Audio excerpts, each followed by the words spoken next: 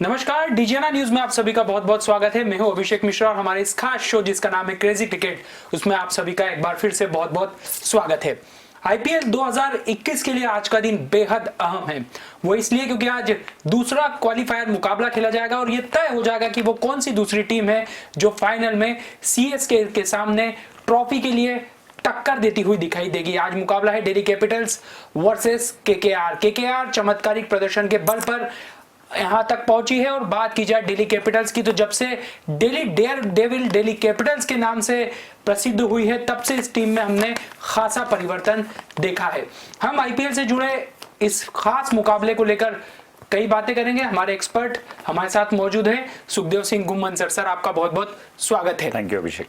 लेकिन आईपीएल के ठीक बाद जो T20 वर्ल्ड कप होना है, उसमें एक बहुत बड़ा अपडेट हुआ है, एक बहुत बड़ी खबर हमारे सामने आई है। वो ये कि जो 15 सदस्यीय भारतीय टीम का दल है T20 वर्ल्ड कप के लिए, उसमें शार्दुल ठाकुर को ज्वाइन किया गया है और अक्षर पटेल को अब रिजर्व कोटे में रखा गया है। यानी शार्दुल ठाकुर की टीम में एंट्री हुई है क्योंकि इन फॉर्म खिलाड़ी हैं, शानदार ऑलराउंडर है। सर, क्या कहेंगे इस परिवर्तन को लेकर? नहीं, बिल्कुल मच नीडेड था। अगर आप अक्षर पटेल की परफॉर्मेंस एज ए ऑलराउंडर देखेंगे दिल्ली के टीम में, तो बहुत कुछ खास नहीं कर पाए। बॉलिंग में भी इतना कॉन्फिडेंस उनका नहीं दिखा है। और जहां तक आप शार्दुल ठाकुर की बात करेंगे, तो हम देखते चले हैं कि इंग्लैंड में वो गए थे, तो एक मैच में अगर आपको याद हो, टेस्ट मैच में दोनों इनिंग में उन्होंने 50 किए थे और विकेट भी लिए थे। और चेंज इन पेस बहुत अच्छी है उनकी, और एक ऑलराउंडर की भूमिका में परफेक्ट फिट प्लेयर हैं, इनफॉर्म है। सीएसके फाइनल में ऑलरेडी पहुंच चुकी है, सीएसके की तरफ से खेलते हैं। मुझे लगता है बहुत अच्छा निर्णय बीसीसीआई की तरफ से लिया गया है। और अक्षर पटेल को ये कहा गया है कि आप टीम के साथ ज्वाइन करेंगे, और उनके साथ दो लोगों को और कहा गया है, श्रेयस अय्यर को कहा गया है और दीपक चाहर को। ये 3 और 8 और स्टैंड बाई प्लेयर्स का जो है नाम आज बीसीसीआई ने दिया है, जो बायो बबल में दुबई में Indian T20 world cup team के साथ में रहेंगे और उनकी प्रिपरेशन में उनको हेल्प करेंगे। वो 8 प्लेयर हैं। हमारे लिए बहुत खुशी की बात है कि हमारे 2 प्लेयर एमपी से 2 प्लेयर जो हैं, उनका नाम भी उसमें है। उनमें से पहला अवेश खान है और दूसरा वेंकटेश अय्यर है। ये 2 प्लेयर को भी इंडियन वर्ल्ड कप 2020 स्क्वाड जो है उसके साथ में स्टैंड बाई रहने के लिए रखा गया है और उनको इंडियन टीम के प्रिपरेशन में यूज किया जाएगा। उसके बिना जो बाकी और 6 प्लेयर हैं, उनमें एक उमरान मलिक है। इस तरह का मेरे ख्याल से करियर कभी किसी क्रिकेटर ने ड्रीम किया होगा कि एक ए क्लास गेम, एक T20, उसके बाद में as a support bowler Sunriser Hyderabad के उस बाद में नेट बॉलर। उनमें कुछ प्रॉब्लम्स कोविड के कारण आने के कारण से टीम में जगह मिलती है। 2 मैच खेलते हैं, 2 मैच में इंप्रेस करते हैं। एक मैच में 5 डिलीवरीज, 150 किलोमीटर प्रति घंटे से ऊपर और 153 किलोमीटर पर आवर की स्पीड से गेंद करके तीसरे नंबर के ऊपर इंडिया के ऑल टाइम फास्टेस्ट बॉलर्स में आना, और फिर उसके बाद उनको रिटेन कर लिया जाना। फ्रेंचाइजी हार गई है, फ्रेंचाइजी चली गई है, उनको रिटेन किया गया कि आप इंडियन टीम को प्रैक्टिस कराएंगे, कि कहीं ना कहीं टैलेंट उसको देखा गया है और उसको नर्चर करके उसमें से बेस्ट निकालने के लिए बीसीसीआई ने उनको एक मौका दिया है। तो मुझे लगता है एक ड्रीम करियर है उनके लिए कि एक बच्चा जो जिसको कोई जानता नहीं था और एक सीजन में आने के बाद में 2 आईपीएल मैचेस खेले और 2 मैचेस की परफॉर्मेंस के बेस के ऊपर रिजर्व्स में उसका नाम है और इंडियन टीम की प्रिपरेशन में वो हेल्प करेगा। Harshal Patel as usual purple cap holder हैं, रिकॉर्ड सेट किया उन्होंने, रादर बराबर किया देवेंद्र ब्रावो का। 32 विकेट लिए इस सीजन में उन्होंने। ऑल्दो उनकी टीम टूर्नामेंट से बाहर हो चुकी है, उनको भी खेलने के लिए कहा गया है। शाहबाज अहमद आरसीबी के दूसरे प्लेयर हैं ये, जिनको रोका गया है। के गौतम, ये उसके बाद करण शर्मा और लुकमैन मरीवाल, ये 8 प्लेयर हैं जो 8 + 3 11। अक्षर पटेल, श्रेयस अय्यर जो बहुत अच्छी बैटिंग कर रहे हैं, दीपक चाहर जिन्होंने स्विंग बॉलिंग के साथ में बहुत इंप्रेस किया है। तो ये 11 लोग और हैं जो वर्ल्ड कप टीम के साथ में वहां पर रहेंगे, और इन केस कोई इंजरी होती है तो उनमें से रिप्लेसमेंट लिया जाएगा क्योंकि वो स्टैंड बाई है वहां पे, और उसके बिना वो अपनी टीम को इंडियन 2020 वर्ल्ड कप 2021 स्क्वाड के लिए प्रिपरेशन में मदद करेंगे। तो ये एक बड़ा अपडेट है। शार्दुल ठाकुर 15 सदस्यीय भारतीय टीम के दस्ते में शामिल हो गए हैं। बहुत बहुत शुभकामनाएं शार्दुल ठाकुर। हम उम्मीद करते हैं कि भारतीय टीम के इस परफॉर्मेंस को लेकर जो कि संभावित है हम अच्छा ही मानेंगे, जो अपेक्षाएं हैं सभी की देशवासियों की उसे आप पूरा करेंगे। और अब बात कर लेते हैं आज के मुकाबले की, जो कि आईपीएल के सीजन का सबसे अहम मुकाबला है, क्योंकि तय हो जाएगा कि वो कौन सी दो टीमें हैं। उसमें से एक सीएसके तय हो चुकी जो फाइनल के लिए एक दूसरे के खिलाफ मैदान में उतरेगी। Sir, KKR versus Delhi Capitals, आज का मैच बहुत शानदार होने वाला है, पूरी उम्मीदें हैं और बिसात बीत चुकी है। Form concern for Delhi Capitals against resurgent KKR. Delhi जो है वो मार्कस स्टोइनिस की फिटनेस के ऊपर बहुत ईगरली वेट कर रही है। ऋषभ पंत ने कहा था कि वो क्वालिफायर 1 में फिट हो जाएंगे और खेलेंगे, जो नहीं हुआ। और आज वो कहीं ना कहीं उनको लग रहा है कि उनके ना आने से कहीं ना कहीं टीम का कॉम्बिनेशन में गड़बड़ हो रही है। उसी तरह केकेआर जो है आंद्रे रसल की फिटनेस को आई कर रहे हैं कि वो जल्दी फिट होकर वापस आए। परंतु वेस्ट इंडीज के कोच फिल सिमंस ने कहा है कि आंद्रे रसल जो हैं वो केकेआर के नेट्स पे बैटिंग तो कर रहे हैं, रनिंग भी कर रहे हैं, पर एक पर्टिकुलर स्पीड पे कर रहे हैं और हो सकता है कि वो 24 घंटे में फिट भी हो जाए। परंतु उनका ये कहना है कि ऐसा लगता है कि ये स्लो एंड स्लगिश विकेट जो शारजा की है उसमें केकेआर आंद्रे रसल को ना खिला के शाकिब उल हसन को इस मैच में खिला सकती है। केकेआर की बात करें तो ये जो आईपीएल का सेकेंड लेग यूएई में चल रहा है उसमें एक फेरी टेल राइड चल रहा है उनका, कि आप इमेजिन कर सकते हैं कि इस तरह का क्रिकेट, इस तरह की कोई भी चीज ड्रीम कर सकते हैं आप कि ऐसा होना चाहिए, वैसा ही उनके साथ में है। उनके जो ओपनिंग और टॉप ऑर्डर बैट्समैन हैं वो कंसिस्टेंटली रन बना रहे हैं और अच्छी स्पीड से बना रहे हैं। उनके जो स्पिनर्स हैं वो दूसरे टीम के बैट्समैन के लिए सिरदर्द पैदा कर रहे हैं, मुश्किल बना रहे हैं उनके लिए मैच जीतने के लिए। इयान मॉर्गन के बैट से फॉर्म में ना होने के बाद में भी और दो प्रीमियम ऑलराउंडर लॉकी फर्ग्यूसन और आंद्रे रसल के अनफिट होने के बाद में भी उन्होंने इसमें बहुत अच्छा किया है।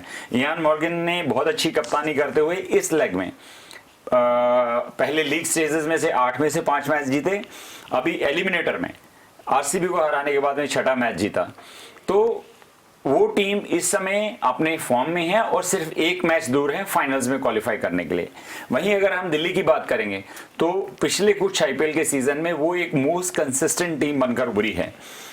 वही एक पहली टीम है जो पिछले 3 आईपीएल के सीजन में प्लेऑफ्स में क्वालिफाई करी है और पिछली बार फाइनल में खेली थी। उनके लिए भी एक टीम बाकी है, एक मैच बाकी है ताकि वो फिर से सक्सेसिव फाइनल मैच खेल पाए। परंतु एक मैच हारने के बाद में जो आरसीबी के साथ में लास्ट बॉल पे हारा है उसमें 6 लगा, भारत ने 6 मारा था आवेश खान की बॉल के ऊपर।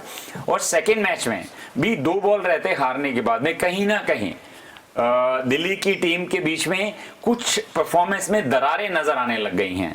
कहीं ना कहीं ऐसा लग रहा है कि मार्कस स्टोइनिस की जो प्रेजेंस है वो फील होने लग गई है। उनके ना होने से उनका बैलेंस थोड़ा गड़बड़ाया हुआ दिख रहा है और यही कारण है कि कप्तान ऋषभ पंत चाह रहे हैं कि जल्दी से जल्दी जो है वो मार्कस स्टोइनिस वापस आए ताकि उनको एक और बैटिंग ऑलराउंडर मिले। क्योंकि शारजा जैसी विकेट में अगर हम बात करें जिसके ऊपर मैचेस हो रहे हैं तो पिछले 9 में से 8 मैचेस उस टीम ने जीते हैं जिन्होंने पावर प्ले में ज्यादा रन बनाए हैं।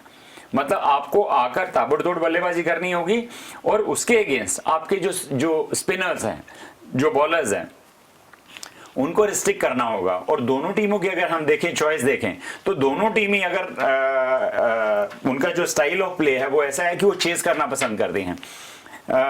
पिछले 5 मैचों की अगर हम बात करें तो केकेआर ने चेस करते हुए 5 मैच जीते हैं।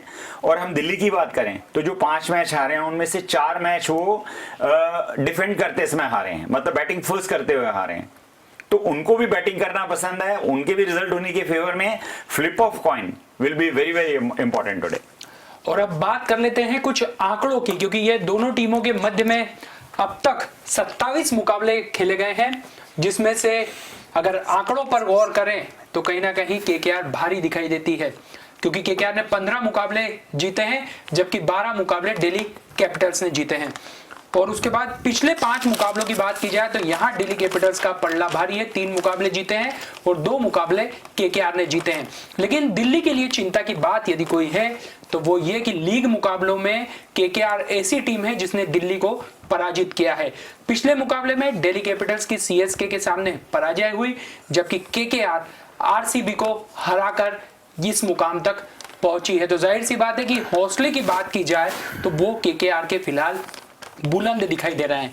और अब हमारे साथ हमारे इस खास शो में हमारे विशेष अतिथि के तौर पर देवाशीष नीलोसे सर भी जुड़ गए हैं। सर, आपका बहुत बहुत स्वागत है। और स्वागत के साथ मेरी भी सवाल की बाउंसर आपको मिलती है कि आंकड़े बता रहे हैं कि केकेआर यहां भारी पड़ती दिखाई दे रही। बिल्कुल सही है। और सबसे बड़ी चीज अगर इसमें हम एनालाइज करेंगे तो बहुत important role Eoin Morgan batting में जरूर फेल है, लेकिन जिस तरह से टीम को हैंडल कर रहा है वो एक एक्सपीरियंस बड़ा भारी पड़ता हुआ दिख रहा है। क्योंकि हमने ऋषभ पंत को हमने कप्तानी करते हुए देखा, बहुत क्रूशियल क्रंच सिचुएशन पे वो डगमगा गए हैं। बॉलर का सिलेक्शन और फील्ड प्लेसमेंट का एक जो जिस तरीके से एक एक्सपीरियंस कैंपेनर के पास जो चीज़ें होती हैं वो उनके पास अनफॉर्चुनेटली नहीं है। अभी एक लंबा सफ़र तय करना है उनको, धीरे धीरे वो सीखते जाएंगे। बट मुझे लगता है कि कहीं वापस कोई ऐसी क्रंच स्थिति बनती है, प्रेशर वाली सिचुएशन बनती है, अगर वो उसमें डिसीजन उस तरीके से नहीं ले पाते हैं तो मुझे लगता है कि उसका खामियाजा उन्हें भुगतना पड़ा है।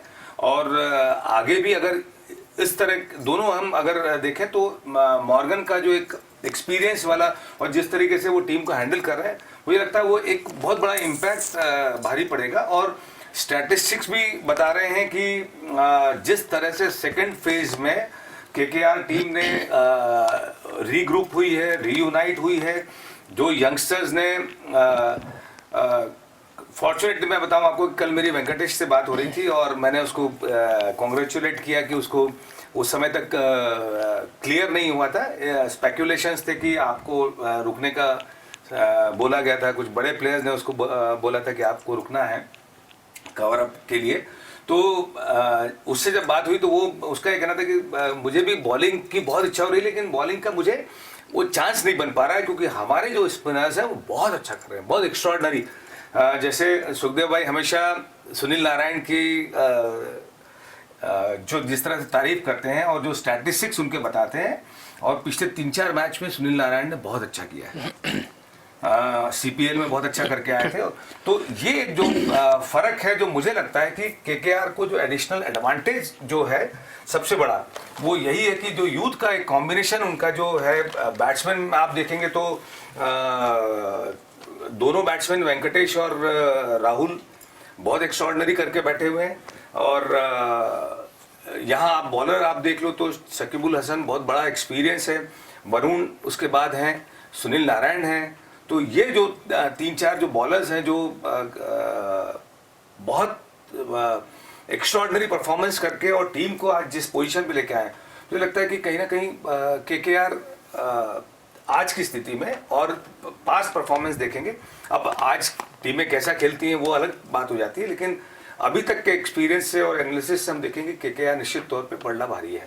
और अब से पहले तक कोई सोच नहीं सकता था कि दिल्ली कैपिटल्स के सामने केकेआर इतनी टक्कर देती हुई दिखाई देगी ये टीम। लेकिन यूएई के चरण में इस टीम ने जिस तरह की वापसी की है, निश्चित तौर पर तारीफ करनी होगी इयान मॉर्गन की और इस टीम के खिलाड़ियों की। लेकिन दिल्ली कैपिटल्स की चिंता यहीं खत्म नहीं होती है। बात की जाए रबाड़ा की, सबसे खास बॉलर है इस टीम के और विरोधियों को परास्त करने में माहिर है, लेकिन पिछले 4 मुकाबलों में उन्हें एक भी विकेट नहीं मिला। ये निश्चित तौर पर ऋषभ पंत के माथे पर चिंता की लकीरें खींचने जैसी बात है। रबाड़ा 14 मुकाबलों में 13 विकेट ले चुके हैं और इस खिलाड़ी का फॉर्म में ना होना दिल्ली कैपिटल्स के लिए एक बहुत बड़ी मुसीबत का सबब हमने पिछले मैच में भी देखा, क्योंकि सीएसके के खिलाफ कप्तान को रबाड़ा के इन फॉर्म होने का असर दिखा कि ये फॉर्म में नहीं है और गेंदबाजी दूसरे खिलाड़ी को देना पड़ी और उसमें धोनी ने क्या कुछ किया ये हम सभी ने देखा। सर, ये चिंता बड़ी चिंता बिल्कुल बड़ी चिंता है, क्योंकि देखिए हम आज तक दिल्ली कैपिटल टीम के कायल इसलिए रहे हैं कि उनकी जो टीम कॉम्पोजिशन है वो बहुत ही शानदार है। शानदार बोले तो उनके पास जो 5 बैट्समैन हैं वो बहुत अच्छे हैं, उसके बाद में 2 ऑलराउंडर हैं बहुत शानदार हैं, उसके बाद बॉलिंग की जब हम बात करते हैं नोकिया 150 प्लस किलोमीटर की स्पीड पे डालते हैं और रन नहीं देते हैं, बहुत कंजूसी भरी बॉलिंग करते हैं। रबाडा को खेलना शुरू में भी और आखिर में भी मुश्किल इस टूर्नामेंट से पहले था, इस टूर्नामेंट से समाऊ आने के बाद में वो लय नहीं प्राप्त कर सके हैं। और रबाडा को तो अगर हम छोड़ ही दें, उसके बाद में एक और बॉलर है रविचंद्र अश्विन।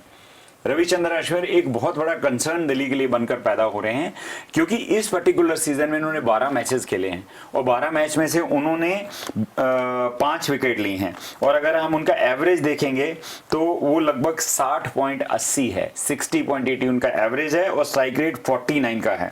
और जो 22 बॉलर को अगर हम देखेंगे जिन्होंने 40 ओवर इस आईपीएल में डाले हैं तो उनकी परफॉर्मेंस सबसे घटिया, सबसे पुअर है। तो 2 बॉलर जो आपके स्टार बॉलर हैं वो अगर परफॉर्म नहीं कर रहे हैं, और आप इस समय देखिए ये जो चारों टीमें हैं ये लगभग नॉच अप नॉच डाउन है। आप बहुत कम उनका अगर एक प्लेयर बाय प्लेयर अगर आप कंपैरिजन करेंगे तो आपको लगेगा कि सम टोटल जो एक टीम का वर्सेस सम टोटल जो दूसरी टीम का जो आज खेल रही है उनमें बहुत कम वेरिएशन आपको देखने को मिलेगा।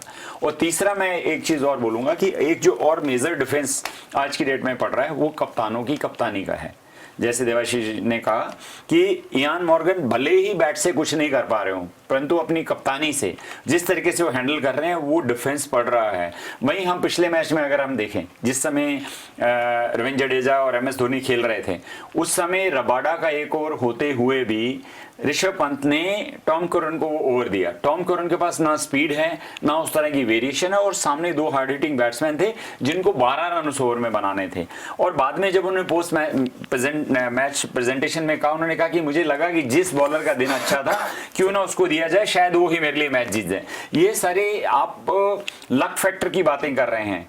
क्रिकेट में आपको अप्लाई करना होगा, आपको अपना बेस्ट प्लेयर को वो पर्टिकुलर चांस देना होगा जिसके बेस के ऊपर आप जीत के आज आप फाइनल में बैठे होते, कहां आप क्वालिफायर में फिर वापस से क्वालिफायर 2 में खेल रहे हैं।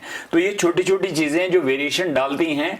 और एक चीज मुझे और भी लगती है कि आज अगर शारजा में डीसी को खेलना है तो उनको कहीं ना कहीं अपनी बैटिंग भी थोड़ी लंबी करनी होगी। और मुझे लगता है कि कहीं ना कहीं उनको स्टीवन स्मिथ को मिडिल ऑर्डर में लाना चाहिए। अगर मार्कस स्टोनिश फिट नहीं होते हैं तो, अगर वो फिट होते हैं तो आपका एक बल्लेबाज और आ जाएगा, एक गेंदबाज भी आ जाएगा, आपके लिए अच्छी बात है। और कहीं ना कहीं 3 मीडियम पेसर की जगह आपको 2 रखकर अमित मिश्रा को लाना ही होगा। 3 स्पिनर आपके पास होना चाहिए शारजा की विकेट के लिए, 2 मीडियम फास्ट आपको चलेंगे। तो मुझे लगता है कि आवेश को आप ड्रॉप कर सकते हैं, क्योंकि पिछले मैच में थोड़ा कॉन्फिडेंस लो है, यंगस्टर हैं, ऑल्दो वो 2nd नंबर पे विकेट टेकर हैं अभी तक, परंतु कॉन्फिडेंस बहुत ज्यादा मैटर करता है। और अगर हम रबाडा और आवेश में से चूज उनके एक्सपीरियंस बेस पे करेंगे तो रबाडा को इंटरनेशनल क्रिकेट का बहुत ज्यादा एक्सपीरियंस है। और ऐसे क्रंच मैचेस जो करो या मरो वाले हैं, नॉकआउट है, ये क्वालिफायर 2 हम बोल रहे हैं पर ये नॉकआउट है। जो हारेगी वो टीम इससे आईपीएल को अलविदा कहेगी और दूसरी टीम फाइनल में चली जाएगी और वो अपना भाग्य आजमाएगी उस कप को उठाने के लिए। तो मुझे लगता है कि आज दो चेंजेस पिछली टीम में डीसी को करना जरूरी बनता है कि एक स्पिनर और आपको ड्रॉप करना पड़ेगा, और स्पिनर आप स्पिनर से रिप्लेस नहीं कर सकते हैं। रविचंद्र अश्विन की बेशक परफॉर्मेंस अच्छी ना रही हो, परंतु शारजा का विकेट एक पैराडाइज है स्पिनर के लिए। हमने देखा शाकिब उल हसन, सुनील नारायण, वरुण चक्रवर्ती ने कितनी अच्छी और किफायती बॉलिंग करी है। उसी तरीके से क्योंकि वहां पे बॉलर को हेल्प मिलती है तो मुझे लगता है रविचंद्र अश्विन को लिए भी वहां हेल्प होगी। तो टीम मैनेजमेंट उसको ना सोचते हुए 2 स्पिनर आपके पास ऑलरेडी खेल रहे हैं, अक्षर पटेल और आर अश्विन। तीसरा आपको अमित मिश्रा को कैसे भी ड्राफ्ट करना चाहिए और एक बल्लेबाज और लाना चाहिए, जिससे ताकि क्योंकि ये बहुत ट्रिकी कंडीशंस हैं, यहां पे आपका बैट्समैन चल भी सकता है। और नहीं तो हमने देखा कि आरसीबी किस तरह से एक अच्छा स्टार्ट करने के बाद में पहले 6 ओवरों में 53 रन बनाते हैं और उसके बाद में हमने देखा कि लास्ट में 139 आपको चेज करने को दिया गया और सिर्फ 3 ओवर में केकेआर ने 50 रन बना दिए। तो आपके पास अगर बल्लेबाजी स्ट्रांग है तो मुझे लगता है कि आपको सामने वाले को इन्वाइट करना चाहिए टॉस जीतने के बाद, साहब आइए आप रन बनाइए और इस पर्टिकुलर सिचुएशन में जहां करो या मरो है, और हर टीम चाहेगी कि हमें कम से कम 150-60 रन चाहिए। 150-60 रन बनाने की चाहत में हो सकता है आप 120 भी ना बना पाए, तो सेकंड टीम बैटिंग के लिए बहुत इजी होगा। रने बॉल आपको बनाना है या एक बॉलर को टारगेट करना है, एक बॉलर को आप एक ओवर 2 ओवर पीट दीजिए, आप आराम से वो मैच जीत के फाइनल्स के लिए क्वालिफाई कर सकते हैं। सर कितने सहमत है आप प्लेइंग स्क्वाड में यहाँ दिल्ली में परिवर्तन संबंधी जो सुझाव सर ने दिया उससे? नहीं, बिल्कुल सही है। देखिए क्या होता है कि आप जब क्रंच सिचुएशन में हम जब गड़बड़ाते हैं तो आपको उन प्लेयर्स पे आपको फोकस होना चाहिए जो उस सिचुएशन को हैंडल कर पाए। मैं एग्री करता हूं क्योंकि रविचंद्रन अश्विन एक बहुत बड़ा वरी फैक्टर जो सुखदेव भाई कह रहे हैं वो बहुत, क्योंकि पिछले अगर आईपीएल हम देखेंगे, संस्करण देखेंगे तो रविचंद्रन अश्विन का एक बहुत इंपॉर्टेंट रोल उन्होंने प्ले किया था। मैं भी इस बहुत फेवर में हूं कि अमित मिश्रा को जगह नहीं मिल पा रही है, जो कि एक ऐसे बॉलर हैं जिन्होंने आईपीएल में हमेशा बहुत अच्छा किया है। हर 2020 में हाईएस्ट विकेट टेकर। तो मुझे लगता है कि यही जो हम कप्तानी की जो बात कर रहे थे यही होता है कि रबाडा आपके पास इतना बड़ा एक्सपीरियंस प्लेयर है, खराब पैच आता है, लेकिन कप्तान का इंपॉर्टेंट रोल होता है कि वो अपने प्लेयर को कैसे यूज करता है। रबाडा को आप अगर कॉन्फिडेंस देते हैं और उसको बोलते कि नहीं लास्ट ओवर आपको करना है, तो उतने बड़े experience, international experience, vast experience वाले गेंदबाज के लिए एक एडिशनल जिम्मेदारी होती है और वो अपना जो बेस्ट हर प्लेयर बेस्ट देता है, लेकिन ऐसी सिचुएशन में वो प्लेयर अपना और बेस्ट डिलीवर कर सकता है और टीम को उसको बेनिफिट पहुंचा सकता है। मैं बहुत एग्री करता हूं कि अमित मिश्रा एक ऐसा प्लेयर है वो मैच को टर्न कर सकता है। जैसे हम बात करते हैं हमेशा कि एक ओवर जहां 2 विकेट मिल जाते हैं, एक ओवर जहां 20 रन आप बना सकते हैं, वहां से मैच पूरे टर्न हो सकते हैं। तो मुझे लगता है कि सोचने की ज़रूरत है और क्या बेहतर आप रिप्लेस कर सकते हैं जो हमने ऑप्शन दिए हैं। अगर स्टॉइनिश आते हैं तो उसका एक अलग फ़र्क पड़ेगा, बट अगर नहीं आ पाते हैं तो आपको स्मिथ को एक चांस देके और मिडिल ऑर्डर को और स्ट्रेंथन करना चाहिए आपको। और अमित मिश्रा, मुझे तो लगता है कि 2 प्लेयर ये ऐसे हैं जो आपके पास ऑप्शन है। और अब क्या है कि ये मैच के बाद आपके पास कुछ ट्राई करने को नहीं है, फिर अगले साल फिर आप नए दोनों फेज में, एक फेज में होता है जो भी होता है उसमें आप बहुत सारे एक्सपेरिमेंट कर सकते हो, बट ये सिचुएशन में आप एक्सपेरिमेंट नहीं कर सकते। तो आपको जो बेस्ट पॉसिबल बेस्ट सिचुएशन, जो शारजाह का विकेट है जैसा सुखदेव भाई ने बताया, किस तरह से बिहेव करता है वो भी आपको आकलन करना है, उसी हिसाब से आपको टीम कॉम्बिनेशन खिलाना है। तो अब चूंकि आप बैक टू बैक मैच हारे हो और क्रूशल और क्रंच सिचुएशन से आप मैच हारे हो, जहां आपको सिर्फ एक प्रेशर को हैंडल करके सही डिसीजन लेके आपको इम्प्लीमेंट करना था स्ट्रेटेजी को, वहां पे आप फेलियर हुए हैं, तो उसका एक एडिशनल प्रेशर निश्चित तौर पे ऋषभ पंत को है। तो मुझे लगता है कि कुछ चेंजेस लाना बहुत ज़रूरी है और अगर आज करते हैं तो कुछ और अच्छा जो मैच अभी तक हम देखते आए हैं, जैसे हम अपेक्षा कर रहे हैं कि टाइट मैच हमको देखने को मिलेगा। और बात की जाए प्लेऑफ में वो जो 4 टीमें आई थी, सर आप कुछ कहना चाह रहे थे? नहीं, मैं यही कहना चाह रहा था कि टॉस का समय है और इस मैच में टॉस बहुत इंपॉर्टेंट होगा, क्योंकि यहाँ पे अगर हम देखेंगे तो 7 मैचेस इस सीजन में खेले गए हैं, उन 7 में से 5 मैचेस बैटिंग सेकंड ने जीते हैं।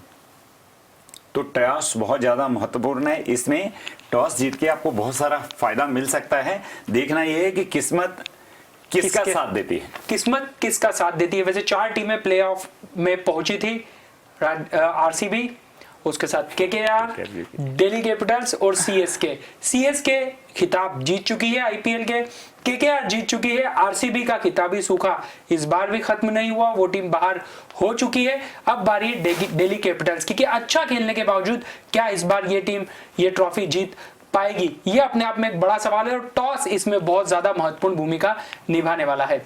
सर दिल्ली कैपिटल्स अब तक ट्रॉफी हाथ नहीं लगी है, इस बार उम्मीद है और अगर इस बार ये टीम भी बाहर हो जाती है तो चौकर्स की श्रेणी में आ जाएगी?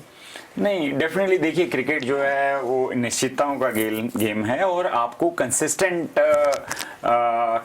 खेलना होगा और आप कंसिस्टेंट नहीं खेलेंगे और एक जैसा कि हमने पिछले 2 मैचेस में देखा, एक जो छक्का लगा अवेश को, वो कहीं ना कहीं एक स्ट्रेटेजी, क्योंकि एक कैप्टन अगर मान लीजिए मैच्योर होता है तो वो बॉलर के पास जाता है, उससे बात करता है कि आपको 6 रन चाहिए, एक चौका होगा तो भी आप जीत जाएंगे, रन नहीं बनेगा तो भी जीत जाएंगे, विकेट आएगा तो भी आप जीत जाएंगे। तो आपको यही इंश्योर करना है कि ना तो फुल टॉस हो और ना ही ओवर पिच हो और ना ही बहुत शॉर्ट ऑफ लेंथ हो। आपको बॉल एक यॉर्कर डालना था। एक कैप्टन अगर वहां पे कोई सीजन कैप्टन होता तो मुझे लगता है आवेश के पास जाता, तो क्या होता है, वो भी यंगस्टर है। सर मैं 1 मिनट के लिए आपको क्षमा पूर्वक रोकना चाहूंगा, क्योंकि एक बहुत बड़ा अपडेट इस मुकाबले से जुड़ा आया है कि केकेआर का टॉस ने भाग्य ने साथ दिया है टॉस में और पहले गेंदबाजी करेगी ये टीम, जैसा आप अभी बता रहे थे आंकड़ों के आधार पर। नहीं देखिए, अगर हम आंकड़ों पर जाएं तो ये बहुत बड़ा फैक्टर है कि जो टीम टॉस जीतेगी, मैंने बोला था कि वो गेंदबाजी करेगी, क्योंकि जो रिजल्ट्स हैं इस सीजन के वो बता रहे हैं 7 में से 5 मैचेस बैटिंग सेकंड ने जीते हैं।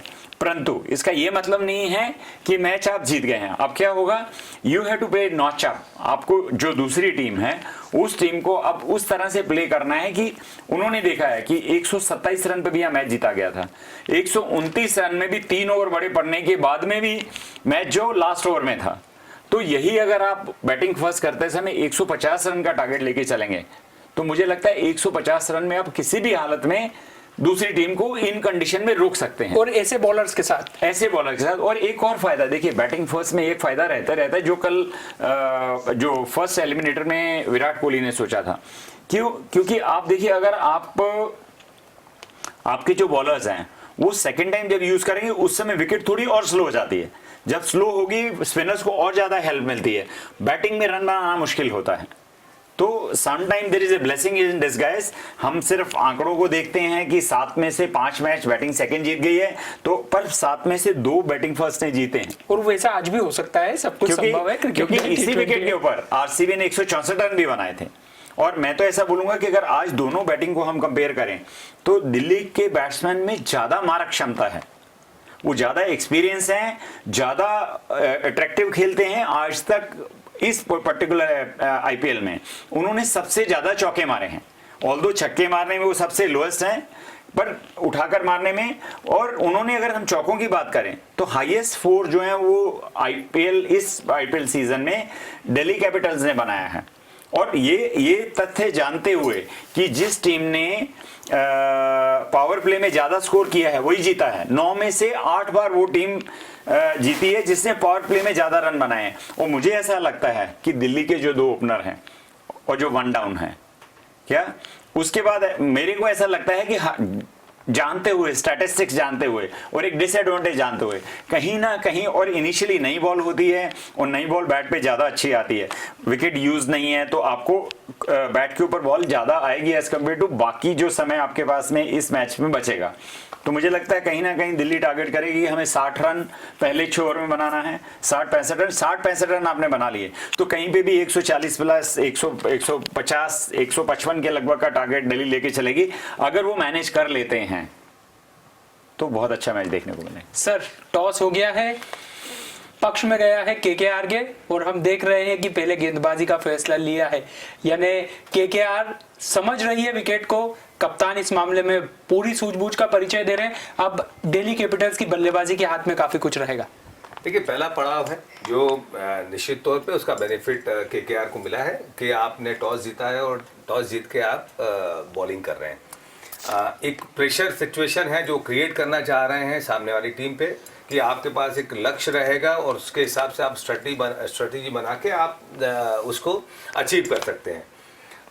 जैसा सुखदेव भाई ने भी कहा कि देखिए, यही एक इस गेम की खूबसूरती है कि दोनों टीमें प्रैक्टिस करती हैं और उस तरह से वो मेंटल स्ट्रेंथ भी डेवलप करते हैं और स्ट्रैटेजी भी बनाते हैं कि अगर हमको टॉस हार गए तो हमको क्या प्लानिंग करनी है, क्या स्ट्रैटेजी करनी है, वो इम्पोर्टेंट होता है। जैसे सुखदेव भाई ने बोला कि अगर वो फेस पे चलते हैं कि पावर प्ले में इतना टारगेट हमको अचीव करना है और फिर फर्दर करना है, और मुझे लगता है कि 150-160 के बीच में अगर दिल्ली वो टारगेट अचीव कर लेती है और टारगेट केकेआर को देती है, तो वहाँ से क्या होता है कि जब आप सेकंड बैटिंग करते हैं तो एक ये भी होता है कि अगर कहीं सडन आपके 1 विकेट 2 विकेट होते हैं तो आपका एक इक्वेशन बिगड़ती है और फिर आप थोड़ा सा बैकफुट पे आते हैं, उसका एडवांटेज टीम ले सकती है। तो मुझे लगता है कि टॉस जीतना ही सब कुछ नहीं है, क्योंकि वो टीम भी अगर सेमीफाइनल खेल रही है और फाइनल में आने के लिए ललायित है, तो कुछ ना कुछ स्ट्रेटेजी उन्होंने भी बनाई होगी कि कैसे ओवरकम करना है। लेकिन हाँ, जरूरी है, जैसे सुखदेव भाई ने बोला है, कि आपको टारगेट लेके चलना पड़ेगा। पावर प्ले में आपको कैसा खेलना है, मिडिल ओवर में कैसा खेलना है, और स्लॉग ओवर्स में, डेथ ओवर्स में आपको कैसा बैटिंग करना है, वो एक बहुत इंपॉर्टेंट है जो दिल्ली को सोचना होगा। और मुझे लगता है कि उसकी तैयारी करके आए हैं, क्योंकि टीमें एनालाइज करती हैं कि टॉस बहुत क्रूशियल होता जा रहा है, और ये हमने इसी संस्करण में देखा है कि खासतौर पर यूएई में हम लोगों ने टॉस बहुत इंपॉर्टेंट रहा है। तो मुझे लगता है कि उसकी भी तैयारी करके आए हैं, और स्टॉइनिश भी आए हैं, तो मुझे लगता है कि वो जो बीच का एक गैप हम लोग महसूस कर रहे हैं, वो फुलफिल कर सकते हैं।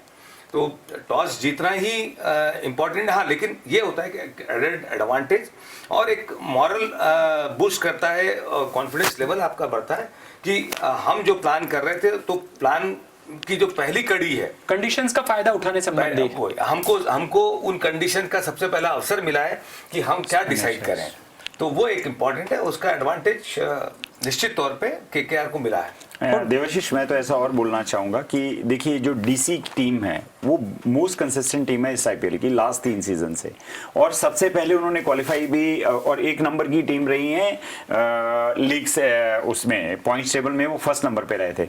और उनके बारे में सबसे अच्छी बात क्या है कि हमने पिछले 3 सीजन में देखा, वो बहुत जल्दी अपना कॉम्बिनेशन फिक्स करते हैं और उसी कॉम्बिनेशन को खिलाते हैं, और वो तभी बदलते हैं जब कोई इंजरी होती है या जब किसी का फॉर्म कंसर्न में होता है। तो ये दिखाता है कि आप अपने प्लेयर पे भरोसा करते हैं, उनको बैकअप करते हैं। आज अभी हमने देखा कि मार्कस स्टोनिश बैटिंग प्रैक्टिस कर रहे थे, मतलब वो खेल रहे हैं, तो एक इफेक्ट उनको नेगेटिवेट हो गया कि जो आपको लग रहा था कि आपकी बैटिंग लंबी करनी है, तो एक मार्कस स्टोनिश के आने से आपकी बैटिंग में डेफिनेटली बहुत फर्क पड़ेगा, और एक बॉलर भी आपको मिलेंगे बॉल करने के लिए। उसके साथ साथ अभी हमने स्पिन बॉलिंग में क्या चेंज किया वो हमको देखना है। पर मैं एक चीज आपको बोलूं, जिस तरह की बल्लेबाजी दिल्ली के पास में है, वो किसी भी टीम को किसी दिन भी हरा सकती है।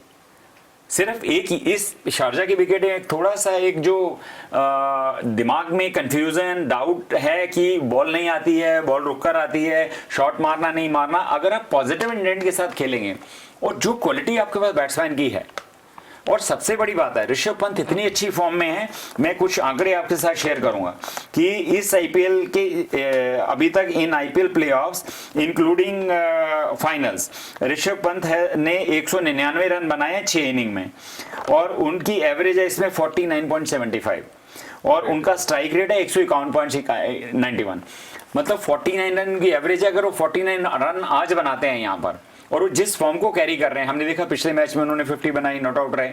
पिछले मैच में उन्होंने देखा कि टॉस जीतने के बाद में हम ऐसा सोचते हैं कि हमें बैटिंग जो है पहले करनी चाहिए। कभी मान लीजिए कहीं टॉस जीतकर कप्तान अगर हमको खिलाता है सामने वाला, तो हम उसके एक्लेमेटाइज होना चाहिए। और पिछले मैच में अगर आप देखेंगे 172 रन उन्होंने किए थे, टॉस हारने के बाद में 172 रन किए, और 172 रन भी लास्ट ओवर में जाकर चेज हुए, और वो भी आखिर के 3-4 ओवर में उनकी बॉलिंग ना प्रॉपर बॉलिंग कर पाना, और जहां हमें लग रहा था कि मैच एक जीता हुआ है, और लास्ट एक ओवर में एक ऐसा फैक्टर लाना जो अननोन था कि शायद इसको बल्लेबाज ना खेल पाए या उसका अच्छा देना वो अच्छा कर जाए।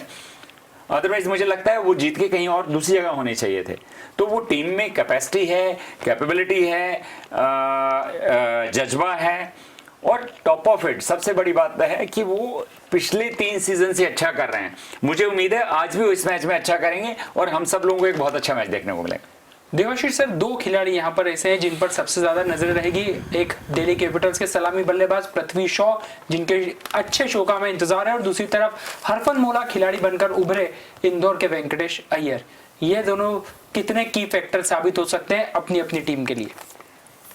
डेफिनेटली पृथ्वी शॉ बहुत टैलेंटेड है, और लेकिन जो स्पार्क जो दिखना चाहिए वो बिट्स एंड पीसेज वाला रहा, उनका कंसिस्टेंसी नहीं है, जिसका बहुत बड़ा वरी फैक्टर दिल्ली टीम के लिए रहा है हमेशा। वो वेंकटेश ने बहुत इंपॉर्टेंट रोल प्ले किया है। मैं तो ये भी कहना चाहूँगा कि रीग्रुप, रीयूनाइट, और इस सेकंड फेज में जिस तरह से केकेआर टीम बन के उभर के आई है, उसमें वेंकटेश ने बहुत इंपॉर्टेंट रोल प्ले किया है, और निश्चित तौर पे जो मेरी उनसे बातचीत हुई वो बहुत कुछ करना चाहते हैं, और एक मॉरल बूस्टिंग और हो गया कि आपको बैकअप कवर अप प्लेयर के लिए आपने ले जा जब रहे कल बात की तो कुछ टिप्स दिए अपनी तरफ से कि क्या किया जाना चाहिए? नहीं, मेरी बात हुई, मैंने उसको यही बोला कि क्या होता है कि सबसे बड़ी चीज होती है कि जैसे जैसे एक एक पायदान आप बढ़ते जाते हो वहां पे प्रेशर बढ़ता है, जिम्मेदारियों का भी और अपेक्षाओं का भी। अपेक्षाएं बढ़ जाती, सबसे बड़ी चीज होती है अपेक्षाएं बढ़ती जाती है। तो मैंने सिर्फ उनको ये बोला कि वो दादा कहते हैं मुझे प्यार से कि दादा मैं ठीक कर रहा हूं, तो मैंने कहा बिल्कुल अच्छा कर रहे हो, और यही चीज को मेंटेन करके चलो। ये मत समझना कि आप कवर अप प्लेयर के लिए नाम चल रहा है या आपको वहां बुलाया जा रहा है, रोका जा रहा है। आप जैसा अभी तक के मैचेस खेलते आए हो उसी टेम्परामेंट के साथ, उसी थॉट प्रोसेस के साथ चलने दो। जितना प्रेशर लोगे उतना प्रेशर बढ़ता जाएगा।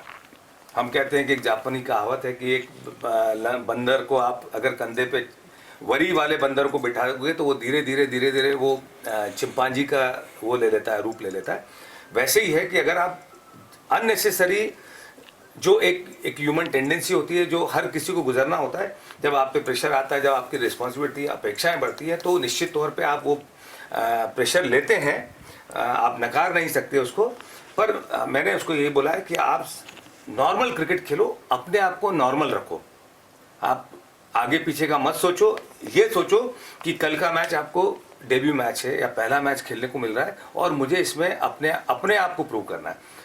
मैंने कहा आप अपने लिए लड़ो, अपना जो परफॉर्मेंस है उसको और कैसे इनहेंस कर सकते हो। आपकी कंपटीशन आपसे, आप ये मत सोचो कि मैं किसके साथ हूँ, कौन है कौन नहीं है। आप अपनी कंपटीशन अपने आप से करो।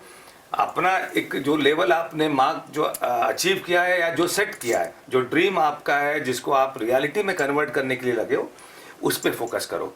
और मुझे लगता है कि वो इतना 100 में सरल और इतना अच्छा प्लेयर है कि डेफिनेटली वो आज भी और मैच जीतेगी और फाइनल में भी वो बहुत इंपॉर्टेंट रोल प्ले करेंगे। जिससे देखिए, जिससे उसको वहां पे कवर अप प्लेयर है तो हो सकता है कि उसको चांस भी मिल जाए।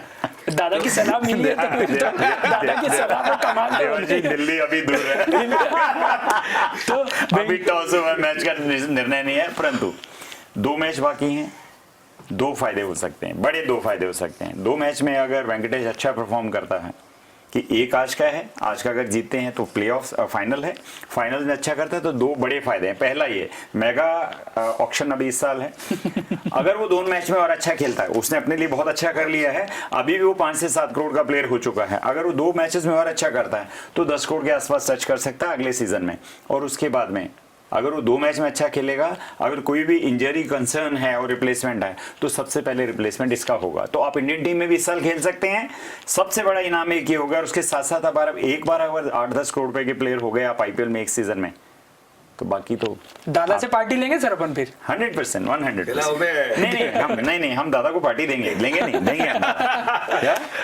हमारा बच्चा हो, हम सबका बच्चा हो। तो दादा के साथ साथ सब पार्टी के लिए तैयार हैं और मैच भी तैयार है। लेकिन जाते जाते पहले हम थोड़ी सी और बात कर लेते हैं कि आखिर फेवरेट टीम कौन सी आज हो सकती है। सर आपकी फेवरेट टीम? हाँ देखिए, मैं हमेशा से यंगिस्तान को फॉलो करता चला आया हूँ। मुझे उनका 3 साल की कंसिस्टेंटी बहुत अच्छी लगती है। ऑल्दो ऑड्स सब अगेंस्ट हैं, मैं ही बोल रहा हूँ और बार बार कहता हूँ। मैंने आरसीबी में भी बोला था कि विराट कोहली को बॉलिंग करना चाहिए था, बैटिंग नहीं पहले करना चाहिए था, परंतु फिर भी मुझे टीम कॉम्पोजिशन देखते हुए और मार्कस स्टोनिश के वापस आने के बाद में और जिस क्वालिटी के बैट्समैन हैं दिल्ली के पास, मुझे लगता है कि दिल्ली आज अच्छा स्कोर खड़ा करेगी और ये मैच जीतेगी। सर बाबा खेला हो गए तो जम के हो गए मतलब केकेआर के साथ में। तो ये स्टूडियो का हमारा मुकाबला है और जिस तरह का जोश हमें इस मैच को लेकर ऑडियंस में देखने को मिल रहा है, वैसे ही जोश और उत्साह यह स्टूडियो में भी बरकरार है और शायद इस खेल की सबसे बड़ी खूबी भी यही है। तो फिलहाल अब से कुछ ही देर बाद ये महामुकाबला शुरू होने वाला है और आखिर ये तय हो जाएगा कि ट्रॉफी के लिए सीएसके के साथ कौन सी वो टीम होगी जो मैदान में भिड़ते हुए दिखाई देगी। दिल्ली कैपिटल्स एक अच्छी टीम बनकर उभरी है और पिछले 3 सीजन में लगातार एक बेहतर प्रदर्शन के बल पर इस टीम ने अपने बूते पर एक खास मुकाम हासिल किया है। दूसरी तरफ बात की जाए केकेआर की, तो लड़ते झगड़ते लड़खड़ाते हुए ये टीम यूएई के इस सेकेंड चरण में बहुत बेहतर बनकर उभरी है और उसमें सबसे ज्यादा तारीफ करनी होगी इंदौर के खिलाड़ी वेंकटेश अय्यर की। आज भी इस खिलाड़ी पर सबसे ज्यादा निगाहें होंगी। हम उम्मीद करेंगे कि इंदौर और मध्य प्रदेश का नाम गौरवान्वित करने के लिहाज से ये खिलाड़ी अपना सर्वश्रेष्ठ प्रदर्शन करें। और जैसा कि दादा के साथ हमारे सर ने भी वेंकटेश अय्यर को तमाम शुभकामनाएं दी है, तो पूरे डिजियाना परिवार की तरफ से वेंकटेश अय्यर को बहुत बहुत शुभकामनाएं। और एक और खिलाड़ी आवेश खान, जो कि इंदौर के ही है, दोनों आमने सामने होंगे और आवेश खान गेंदबाजी करेंगे इंदौर के ही वेंकटेश अय्यर को। तो अच्छा कॉम्बिनेशन, अच्छा मुकाबला, जिसका हम सभी को बहुत शानदार तरीके से इंतजार है। फिलहाल हमारी इस खास पेशकश में इतना ही, लेकिन डिजियाना न्यूज पर खबरों का सिलसिला जारी है। बने रहिए हमारे साथ। नमस्कार।